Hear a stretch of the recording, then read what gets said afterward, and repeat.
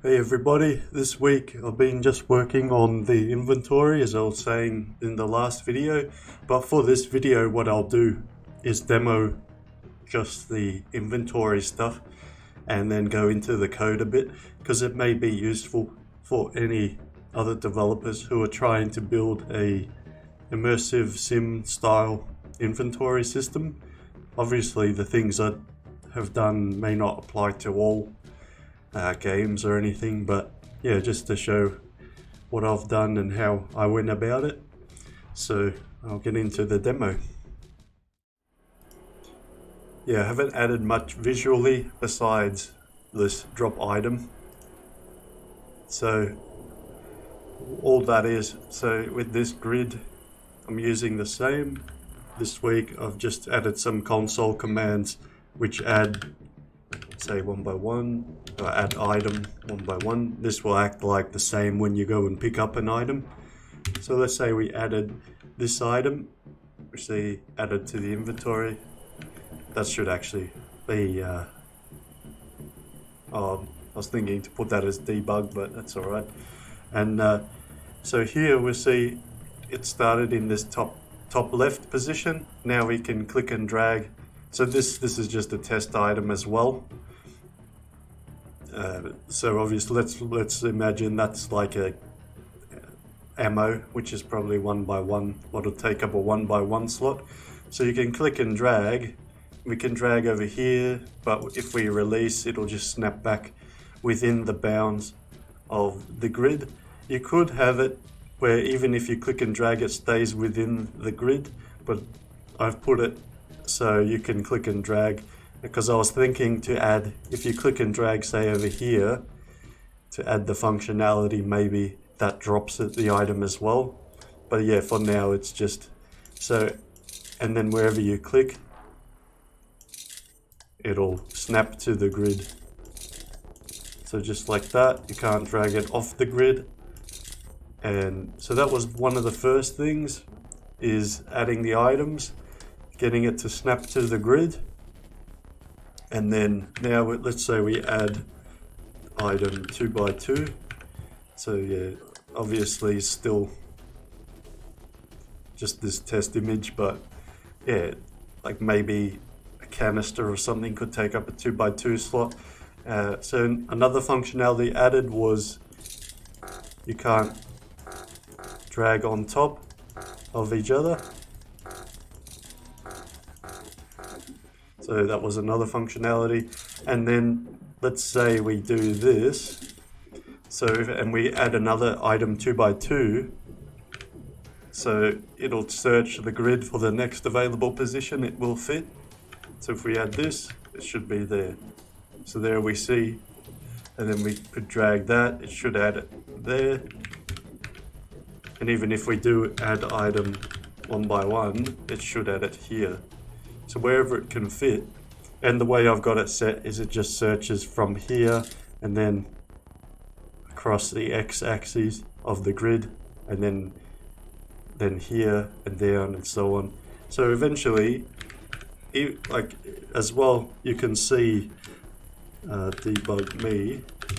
You can see where it searches. I've put that info here. So like if we go add item 2 by 2 again, see, did not fit 0, 1, 1, 2, 3, so it didn't fit in that entire row.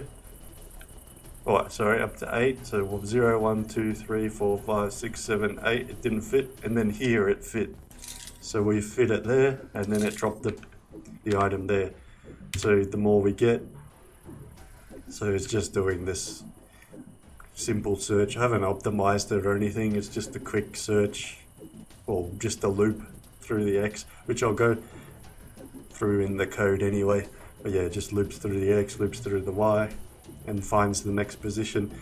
And then I've put like this. So with this as well, I've only done it for these 4, but each grid position has B is occupied or not. So like here we see 0, 0 is false. If we move something, it's true. So that's the kind of functionality I went for to determine if the grid was occupied. So yeah, like say it was this, and we try and drag this here as well, it would say no, because it also checks the dimensions of the object you're dragging. So this grid dimensions is 2 by 2, so it'll say, alright, like even if we put that here, well, it'll check, does this object's 1 fit? It'll say yes. This one fits here, yes. This one fits here.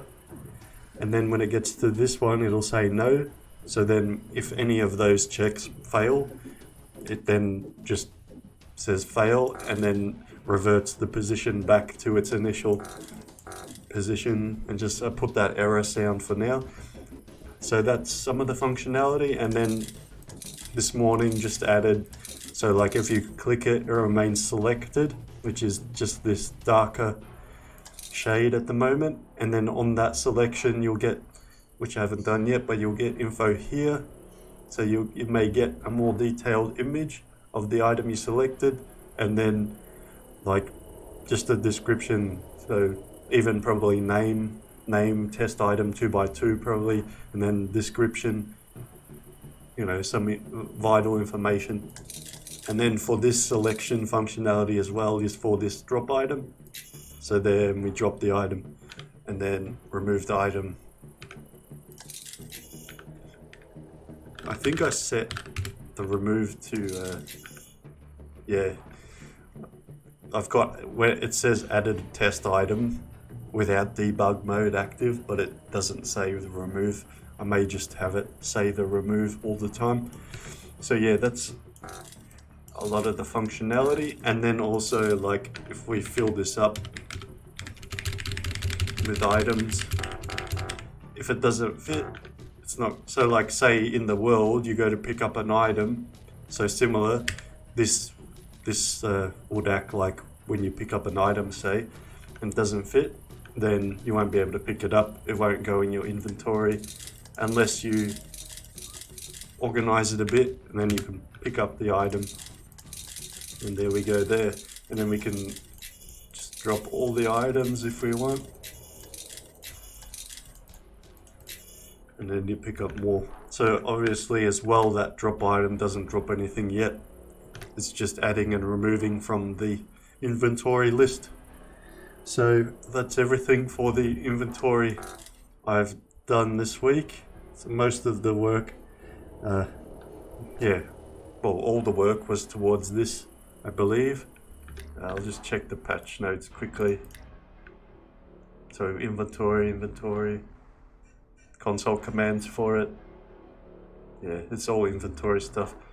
But yeah, obviously, because I'm focusing on work and this is spare time stuff, so. And then, yeah, I recorded that other game, Vaudeville, I was playing, so that went into the time a bit. And yeah, most of the rest of the time was inventory. So yeah, I'll get into the code now for that and show you what I've done. Alright, so to go into the code now, I've added the new item object.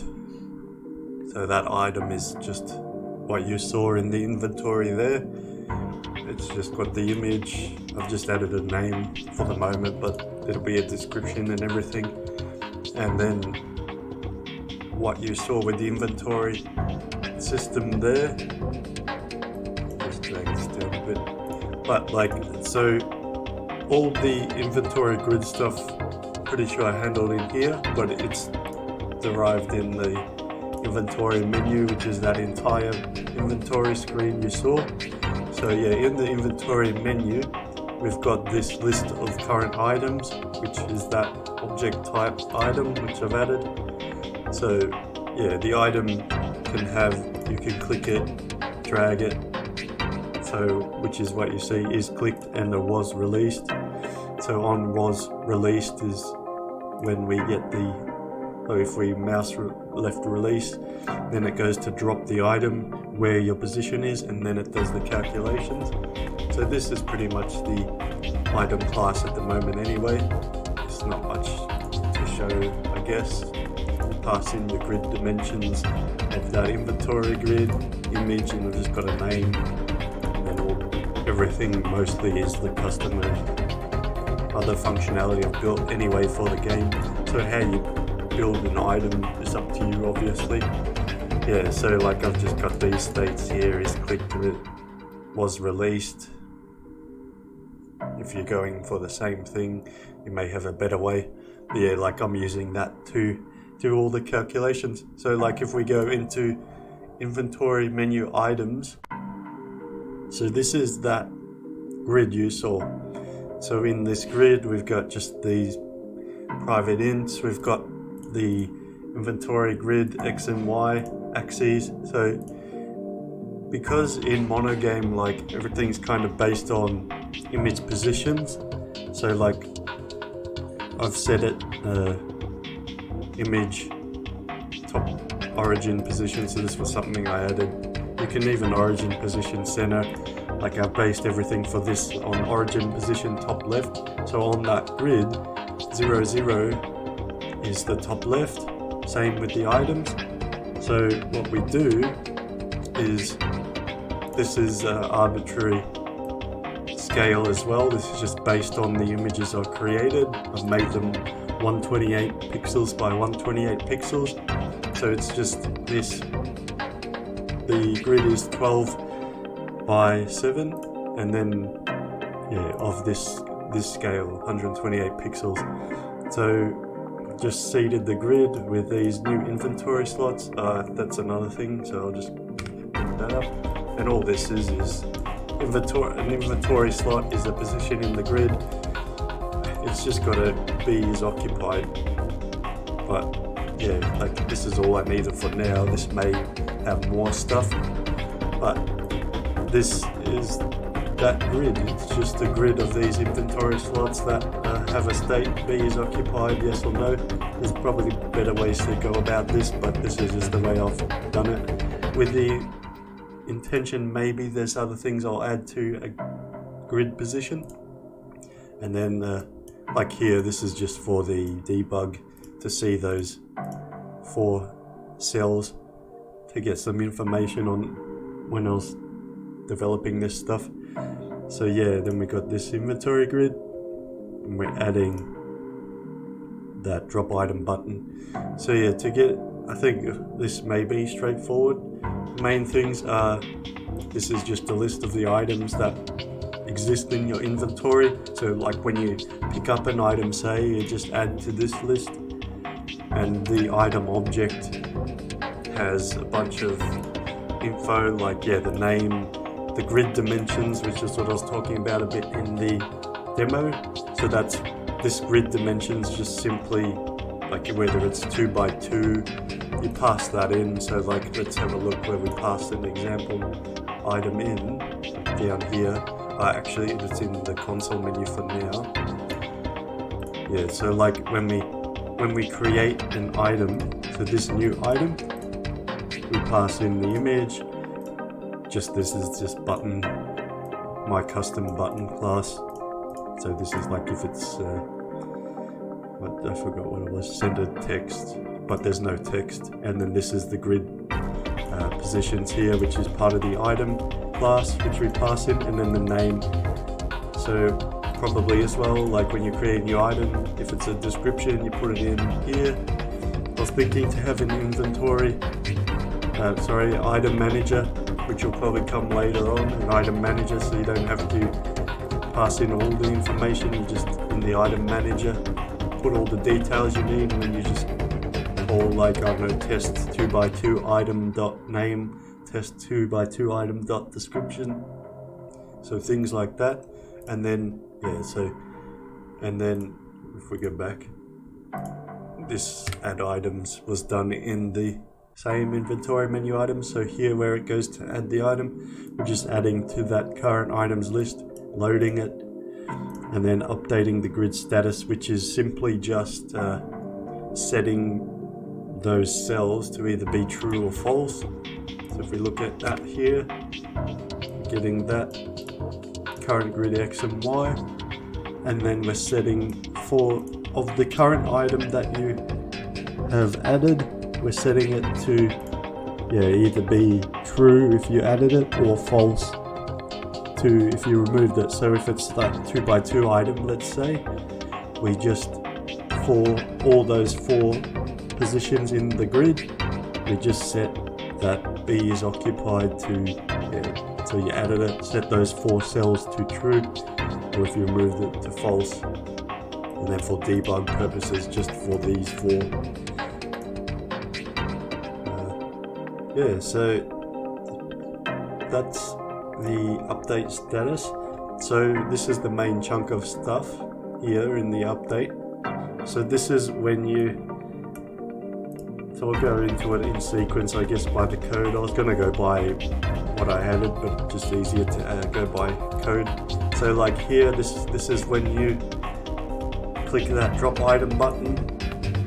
So what you saw with it faded once you had it selected. So this is just current selected isn't -1, which is if you've got no item selected.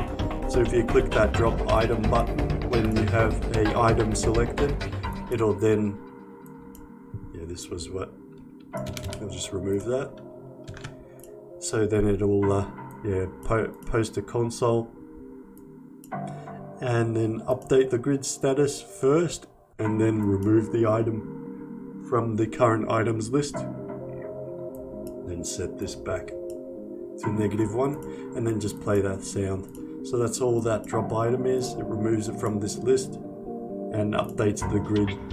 So then after that, we've got for our list of all the items that exist in the inventory, we're updating it. This items update, we have the functionality if it's clicked, we have if it's released, and then this is the position.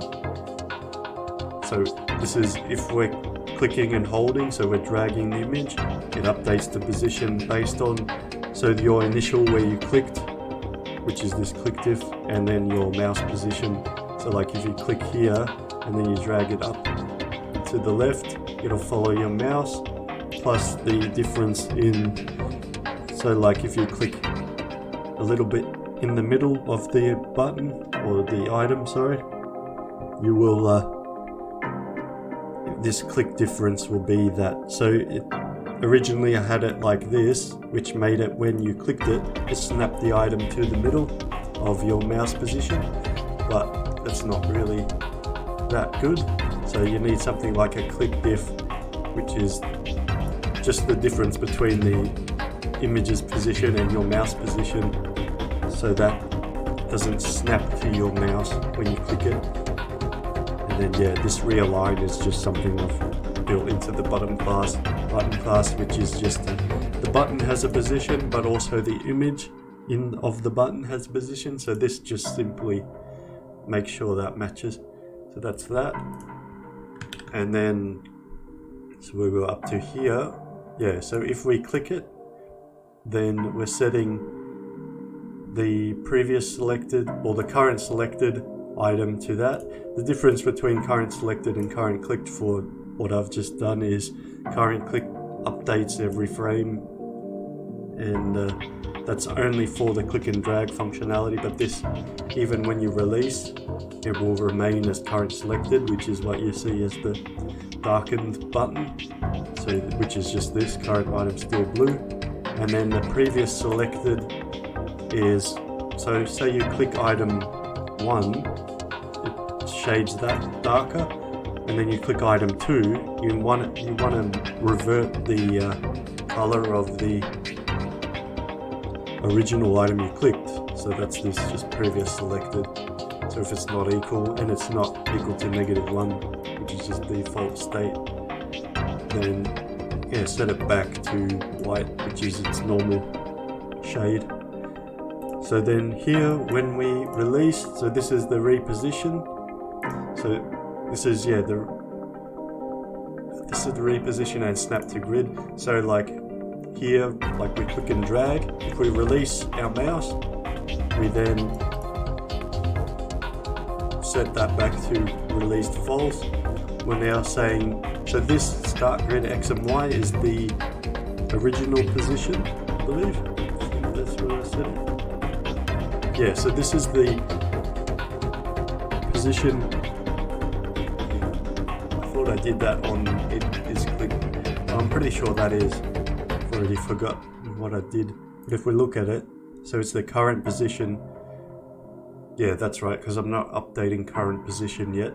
So yeah, this is the start state of where you click the item. So like if the item was here, say, and you click and drag, when you release, we're saying, all right, the start position is still here, and then we do our checks.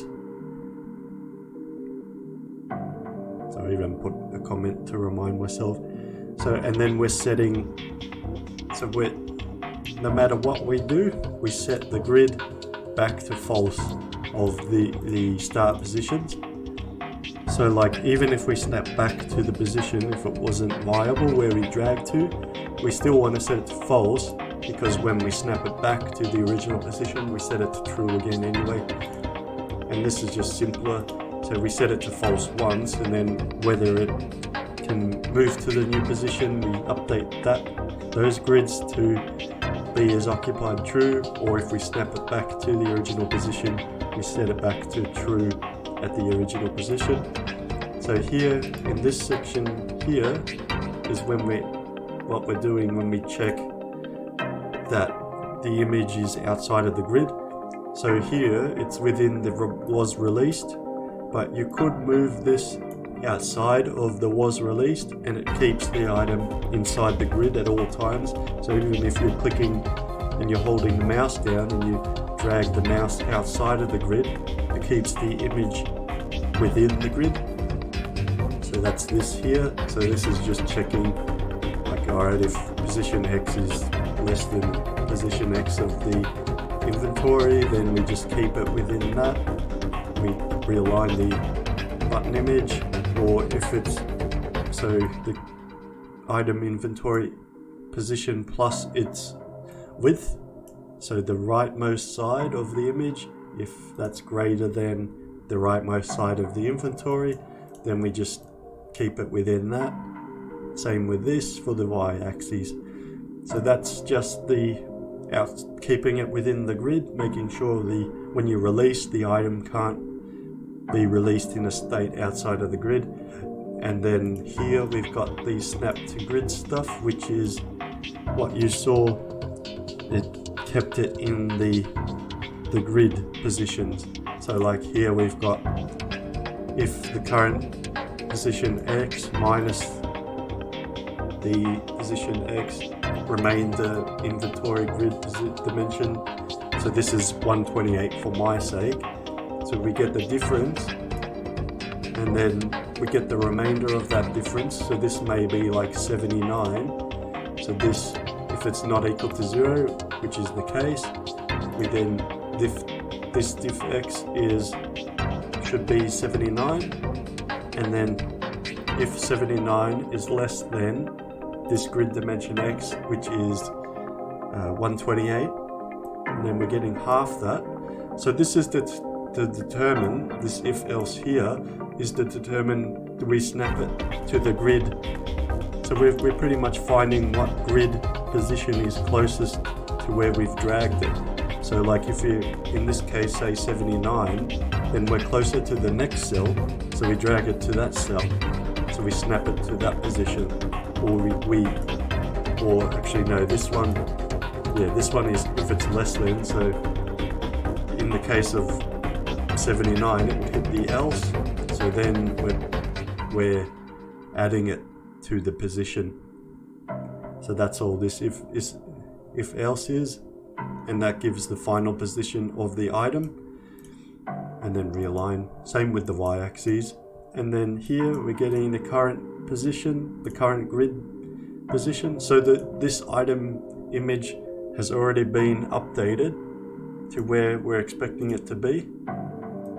Now we're just putting it in this current grid X and Y. We're checking if, so with all this, we've got, all right, we want to drag it to grid position 0, 1 as the starting, and it's a 1 by 1. So when we do this, so we get current grid X is equal to 0, current grid Y is equal to 1, and then we pass that in to this check result, this check item fit, which is what checks so go down here, is where we get if it's going to fit into the position we dragged it to or not. So this check item fit is called when we add an item as well, or when we click and drag. So when we click and drag, it just gets that one cell, the one grid position, so like say 0, 1, and checks if the item's going to fit in that. And here, this one, we have, so first we set it to true, so we're assuming it can fit, and then we're checking the X and Y of the item's grid dimension. So if it's a 1 by 1, then it just checks that cell that we're dropping it to, or if it's a 2 by 2, we check that cell plus the next cell X, and then the cells below. And then if any of those return false, then we return current fit, and then check item fit. If we go back here, this check result will hit the else if it doesn't fit. So we keep the inventory status the same. So if it does fit, we update the grid status, the items, the current items is in the new position, so current position as well, which is set at the item class, and then so that gets updated too. And if it doesn't fit, we play this UI error sound, we set the item position back to current position. So this current item's current position isn't updated until the end. So here, if it does fit, we update this current position. If it doesn't fit, we set the image position back to the current position.